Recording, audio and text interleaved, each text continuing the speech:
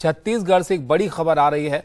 यहां पर सौम्या चौरसिया को ईडी ने गिरफ्तार किया है और छत्तीसगढ़ मुख्यमंत्री कार्यालय की उप सचिव हैं सौम्या, जिनको यहां पर ईडी ने गिरफ्तार किया है। इससे पहले कई बार इनके घर पर जो है वो छापेमारी भी हुई थी, जिसको लेकर एक बड़ा सियासी हंगामा भी वहां पर हुआ था और अब यहां पर एक बड़ी कार्रवाई जो है वो सामने आई है और ईडी ने इनको गिरफ्तार किया है।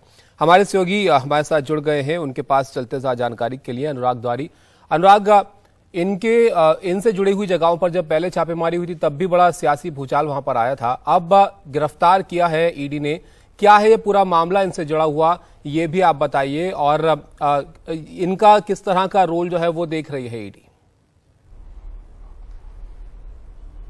देखिए, ताबिश कोयला घोटाले में न सिर्फ सौम्या चौरसिया बल्कि इससे पहले समीर बिश्नोई, ये एक IAS अधिकारी हैं और इसके अलावा वहां पर जो सत्तारूढ़ दल है उसके करीबी कोयला कारोबारी सूर्यकांत तिवारी और भी कई लोगों की गिरफ्तारी हुई है।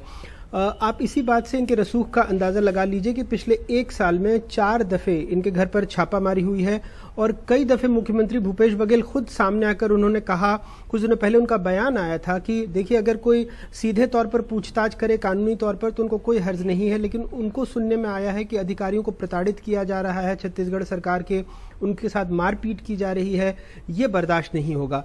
लेकिन सौम्या चौरसिया भले ही राज्य प्रशासनिक सेवा के अधिकारी हैं, लेकिन कुछ दिनों पहले कथित तौर पर प्रवर्तन निदेशालय ने कोर्ट में जो बातें कही उसमें उन्होंने कुछ व्हाट्सएप चैट भी बताए और उसमें उनका कहना था कि सौम्या चौरसिया और एक और जो राज्य प्रशासनिक सेवा से प्रमोट होकर IAS बने हैं, उनके बीच की जो बातचीत थी व्हाट्सएप पर, जिसमें वो यहाँ तक कि प्रिंसिपल सेक्रेटरी लेवल तक के अधिकारियों के ट्रांसफर पोस्टिंग की बातें कह रहे थे।